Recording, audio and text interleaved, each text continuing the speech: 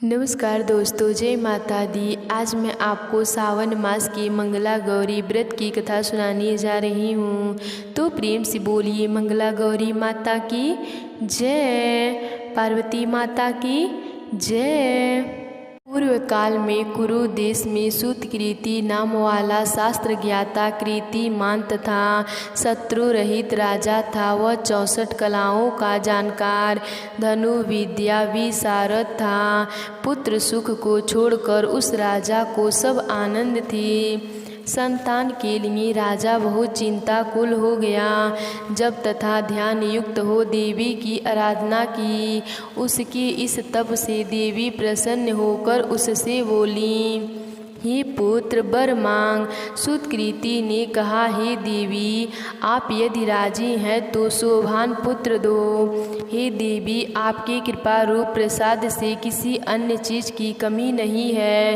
राजा की ऐसी वाणी की सुन मंद मंद हंसती हुई देवी ने कहा, हे राजन, तुम दुर्लभ वस्तु की याचना मांगते हो, लेकिन कृपा कर तुमको पुत्र दूंगी। हे राजेंद्र सुनो, पुत्र अत्यंत गुणी होगा, पर 16 वर्ष से अधिक नहीं जिएगा। यदि सुंदरता तथा विद्याहीन पुत्र होगा तो बहुत समय तक जीवित रहेगा। देवी की वाणी सुन राजा चिंता करने लगा। उसने अपनी भार्या से विचार कर गुण विशिष्ट संपूर्ण लक्षण युक्त 16 साल तक की आयु वाला पुत्र मांगा। देवी ने उस समय भक्त राजा को आज्ञा दी कि हे नूपनंदन, मेरे दरवाजे पर आम का पेड़ है। मेरी आज्ञा से उस आम के एक फल को लाकर अपनी पत्नी को खाने को दो। उसके खाने से उसी समय रानी निसंदेश गर्भ धारण करेगी। राजा ने प्रसन्न हो देवी की आज्ञा अनुसार अपनी पत्नी को आम्रफल दिया। उसके खाने से पत्नी ने गर्भ धारण किया।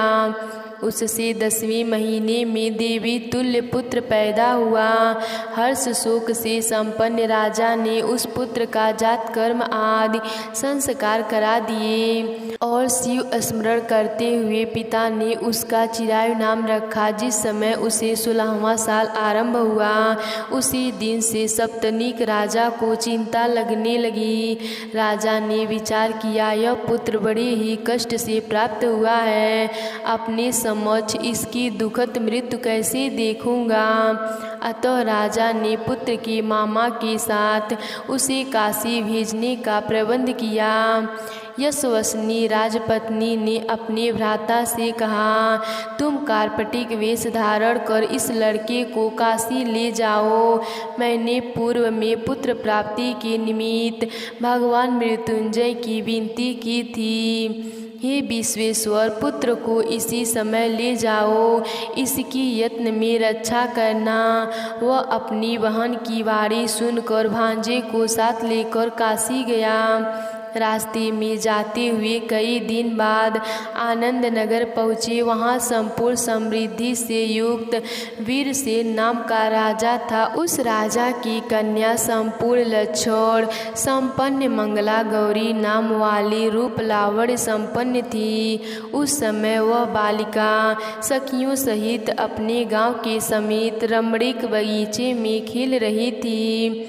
उसी वक्त राजपुत्र चिरायु तथा उसका मामा वहां पर पहुंच गए। वे दोनों बालिकाओं को देखने की इच्छा से ठहर गए। इतने ही समय में क्रीड़ा करती हुई उन बालिकाओं में से एक बालिका क्रोधित हो अत्यंत कठिन दुर्वचन रंडा कहा। इस दुर्वचन को राजपुत्री ने सुनकर कहा, तुम अयोग्य वाणी क्यों कहती हो? मेरे वंश में ऐसी स्त्री नहीं है। मंगला गौरी के वर प्रसाद से मंगला गौरी व्रत के प्रभाव मात्र से मेरे हाथ से चावल जिसके मस्तक पर गिरे, सखी उसके साथ विवाह हो जाने पर यदि थोड़ी आयु वाला है तो भी चिरायु हो जाएगा। दंततर सब बालिका अपने अपने घर चली गईं। उसी रोज राजकन्या का विवाह का दिन था। वालिदेह के दृढ़धर्मा राजा के पुत्र सुकेतु नाम वाले को देना निश्चित हुआ था। वह सुकेतु मूर्ख कुरूप तथा बहिरा था, अतः वह पक्ष वालों ने मंडप में अन्य अच्छा वर ले जाने का निश्चय किया। विवाह हो जाने पर वहाँ सुकेतु चला जाएगा। यूँ विचार कर चिरायु के समीप जाकर उसने मामा से कहा, यह बालक हमें दो, क्योंकि आपके बालक द्वारा हमारा कार्य सिद्ध होगा। इस भूमि पर परोपकार के तुल्य अन्य कोई नहीं। यह बाणी श्रवण कर उसका मामा हृदय से राजी हुआ, क्योंकि इन्होंने पूर्व में वाटिका में बालिका की वाणी सुनी थी। लेकिन बरपक्षी जनों से कहा, आप लोग इस बालक को क्यों चाहते हैं? कार्य सिद्ध के वास्ते वस्त्रालंकार आदि मांगा जा सकता है। आप लोगों के गौरवार्थ फिर भी हैं, मैं देता हूँ। उन्होंने चिरायु को वहाँ ले जाकर विवाह कार्य सिद्ध कराया। जब सप्तपदी आदि कार्य होने पर रात में गौरी शंकर के समीप वह चिरायु पुत्र सुप्रसन्न चित्त से राजकन्या मंगला गौरी के साथ सो गया। उसी रोज चिरायु का 16वां साल समाप्त था। उसी रात को साप के रूप में काल वहाँ आया। उसी समय देवलोक से राजकन्या उठ गई। वह सर्प को देख भय विह्वल कांपने लगी। उस समय धीरता से राजकन्या ने साप की पूजा की। 16 उपचार से अर्चन कर पीने के लिए बहुत सा दूध दिया और दिनवाड़ी से उस साप की स्तुति की।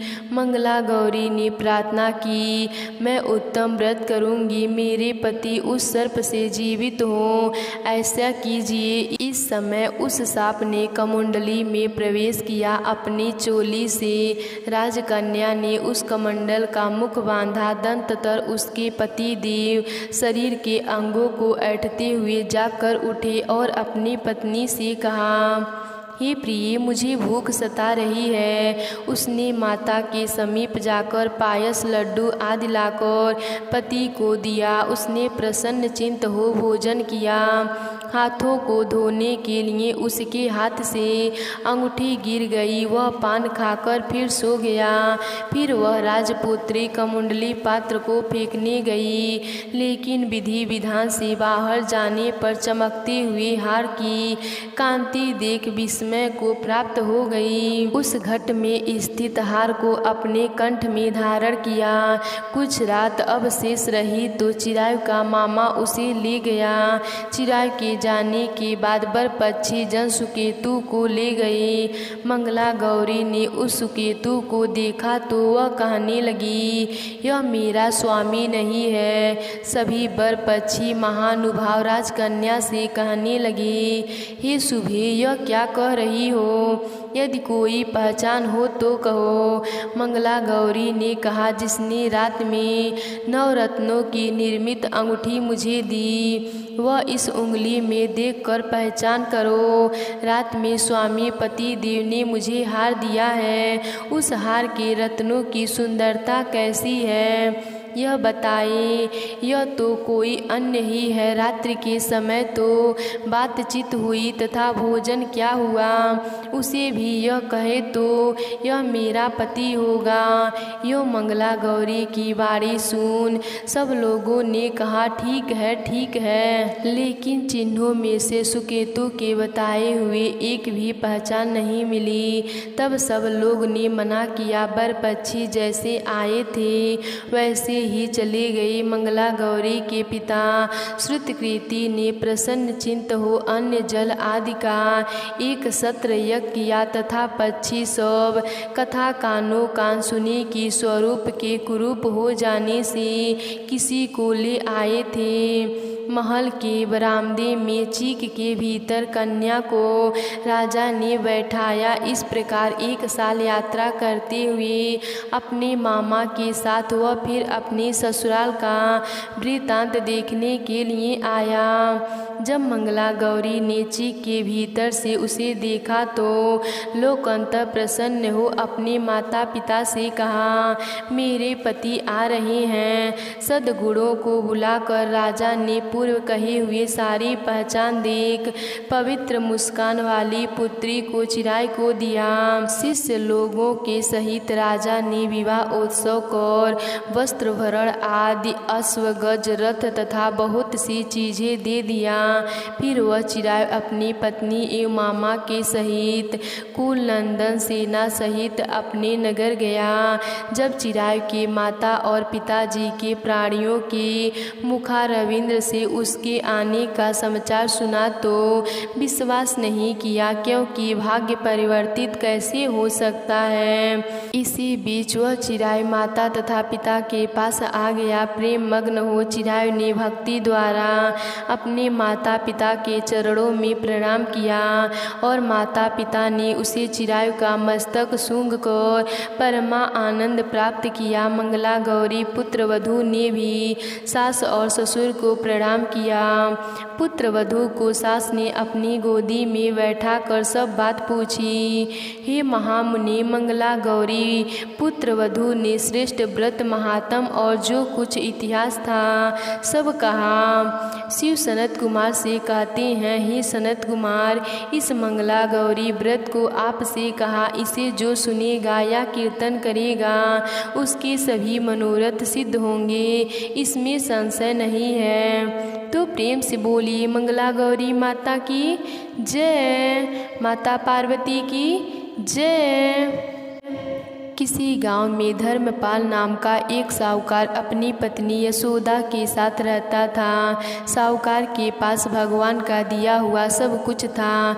सभी प्रकार के सुख ऐश्वर उनके पास थे, पर कमी थी एक संतान की। यशोदा के विवाह के कई साल हो गए थे, परंतु उन्हें संतान सुख नहीं मिला था। एक दिन साहूकार के घर पहुँचे हुए एक साधु महात्मा आए। साहूकार ने उनका खूब आदर सत्कार किया और साधु महाराज को अपने निसंतान होने की सारी बात कही। साधु बाबा ने कहा, बेटी यशोदा, तुम आने वाले सावन के पहले मंगलवार से माँ मंगला गौरी के व्रत की स्थापना करो और सावन मास में जितने भी माँ मंगला गौरी के व्रत पड़े उन्हें करो। ऐसा करने से तुम्हें जल्दी ही संतान प्राप्ति होगी। यशोदा बोली, साधु बाबा, आप मुझसे माँ मंगला गौरी के व्रत का विधान कहिए, मैं पूरी श्रद्धा भावना से यह व्रत अवश्य करूँगी। साधु बाबा यशोदा को माँ मंगला गौरी के व्रत का संपूर्ण पूजन विधि बताकर अपना आशीर्वाद देकर वहाँ से चले गए। यशोदा ने सावन माह के पहले मंगलवार से ही माता पार्वती का पूजन और व्रत करना शुरू कर दिया। सावन मास में आए माँ मंगला गौरी के व्रत यशोदा ने पूरे विधि विधान से संपूर्ण किए और उद्यापन किए। यशोदा की भक्ति भाव से माँ पार्वती प्रसन्न हुई। एक रात जब साहूकार गहरी निद्रा में सो रहा था तो उसे एक आवाज़ सुनाई दी, धर्मपाल, कल प्रातः तुम्हें एक ऐसे आम की वृक्ष की तलाश में जाना जिसके नीचे गणेश जी की मूर्ति स्थापित हो और उस आम के वृक्ष का फल तोड़कर अपनी पत्नी को खाने को देना, तो तुम्हें अवश्य ही पुत्र प्राप्ति होगी। उस आवाज़ को सुनकर साहूकार धर्मपाल की आँख खुल गई। अगले दिन सुबह सुबह ही धर्मपाल वो आम की वृक्ष की तलाश में निकल पड़ा।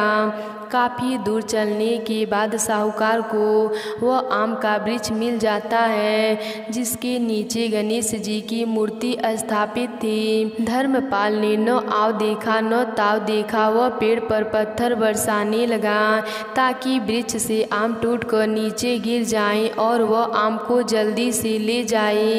इसी जल्दीबाजी में आम तो टूट गया, पर एक पत्थर गणेश जी को लग गया, जिसे गणेश जी प्रकट हुए और क्रोधित होकर उन्हें साहूकार को श्राप दे दिया। हे स्वार्थी मनुष्य, तूने अपने स्वार्थ के कारण मुझे चोट पहुंचाई है, अतः तुम्हें भी ऐसे ही चोट लगेगी। माँ पार्वती के आशीर्वाद से तुम्हें पुत्र रतन की प्राप्ति तो अवश्य होगी, परंतु तुम्हारा वह पुत्र 21 वर्ष की आयु तक ही जीवित रहेगा।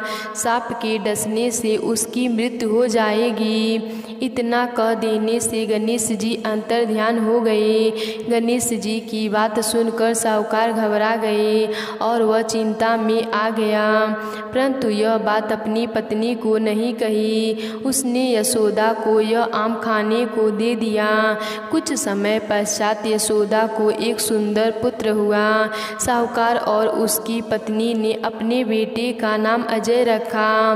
अजय धीरे धीरे बड़ा होने लगा और देखते देखते अजय 20 वर्ष का हो गया। पर धर्मपाल को गणेश जी की दिया हुआ वह श्राप अभी तक याद था। वह अजय को लेकर हमेशा चिंता में रहता था।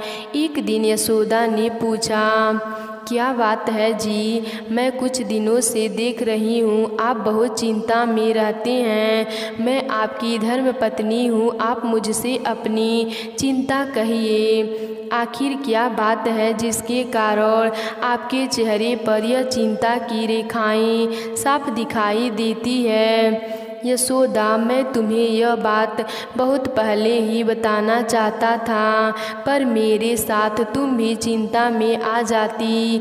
मैं यही नहीं चाहता हूँ और हम दोनों को चिंता में देखकर हमारा बेटा अजय भी परेशान हो जाएगा। यह मुझसे देखा नहीं जाएगा। मेरा तो मन घबरा रहा है। आप मुझसे पूरी बात कहो, मुझसे कुछ भी मत छुपाओ। यशोदा के जोर देने पर साहूकार ने उसे सारी बात बता देता है। सुनिए, अखंड सौभाग्य देने वाली माँ मंगला गौरी की आशीर्वाद से ही हमें हमारा पुत्र प्राप्त हुआ है, तो क्यों न हम अपने पुत्र के लिए एक ऐसी वधू ढूंढे जो माँ मंगला गौरी की भक्त हो। फिर तो हमारे पुत्र पर कोई संकट आ ही नहीं सकता, क्योंकि हमारी बहू को माँ मंगला गौरी से अखंड सौभाग्यवती का आशीर्वाद जो प्राप्त होगा। हाँ, तुम ठीक कह रही हो यशोदा, मैं आज ही ऐसी लड़की की तलाश करता हूँ जो माँ मंगला गौरी की भक्त हो और उनके व्रत और पूजन से पूर्ण विधि विधान से करती हो। साहूकार तलाश करते करते एक दिन एक मंदिर में गया। पंडित जी, माँ मंगला गौरी का व्रत कब पड़ रहा है? मुझे इस बार भी माँ मंगला गौरी का व्रत करना है। बेटी, अगले मंगलवार से ही माँ मंगला गौरी का व्रत आरंभ होगा। मैं जानता हूँ उमा बेटी, तुम कई बार देखना, इस बार माँ मंगला गौरी तुम पर अवश्य प्रसन्न होंगी और तुम्हें बहुत ही अच्छे वर की प्राप्ति होगी। उमा की माँ कहती है, बस पंडित जी, मेरी तो यही आखिरी इच्छा है कि मेरी बेटी को एक सुयोग वर की प्राप्ति हो। माँ मंगला गौरी के आशीर्वाद से इस साल मेरी बेटी का विवाह हो जाए। तभी साहूकार उनके पास आता है और कहता है, मुझे अपने बेटे के लिए उमा बिटिया जैसी ही लड़की की तलाश है। अपने बेटे अजय के लिए उमा का हाथ मांगता हूँ। बहन जी, उमा बिटिया, तुम्हारे तो भाग ही खुल गए। माँ मंगला गौरी के आशीर्वाद से इतने बड़े घर की रिश्ता तुम्हारे लिए आया है। मैं इन्हें बहुत वर्षों से जानता हूँ। साहूकार जी और इनकी पत्नी बहुत ही नेक स्वभाव के हैं और इनका बेटा अजय भी बहुत ही अच्छा लड़का है। बस फिर क्या था, बातों ही बातों में उमा का रिश्ता अजय के साथ तय हो जाता है और एक शुभ मुहूर्त पर अजय और उमा की शादी हो जाती है। शादी के बाद भी उमा ने माँ मंगला गौरी के व्रत रखना नहीं छोड़ा। माँ पार्वती जानती थी कि उन्होंने उमा को अखंड सौभाग्यवती का आशीर्वाद प्रदान किया हुआ है, इसलिए वह उमा के स्वप्न में आती हैं और कहती हैं, उमा, इस मंगलवार के दिन एक श्राप के कारण सांप के द्वारा तुम्हारे पति की मृत्यु लिखी है। मैंने तुम्हें सदा सुहागन रहने का आशीर्वाद दिया है, इसीलिए तुम एक कटोरी दूध भर कर रखना और उसी के बराबर में एक खाली मिट्टी का मटका रख देना।